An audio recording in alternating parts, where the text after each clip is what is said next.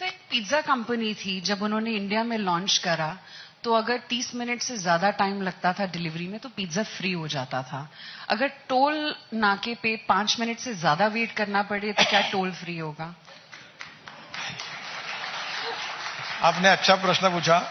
मैंने आज ही राज्यसभा में उत्तर दिया है कि 26 दिसंबर समाप्त होने के पहले टोल के ऊपर 0 टाइम लगेगा। आप 60 to 80 किलोमीटर स्पीड से जाकर निकल जाओगे, ना कोई आपको रोकेगा, ना कोई टोकेगा, ना गाड़ी रोकेगा। वो कैमरा फोटो निकाल लेगा, आपके बैंक अकाउंट से पैसे निकल जाएंगे। ओके। और दिसंबर के पहले टोटल 1000 टोल है, 300 प्राइवेट लोगों को दिए और 650 टोल जो है वो हमारे NHAI के हैं। हमने पहले 10 प्रोजेक्ट ऑलरेडी अवार्ड कर दिए हैं और मैंने कहा कि 1 साल के अंदर खत्म करो सबको।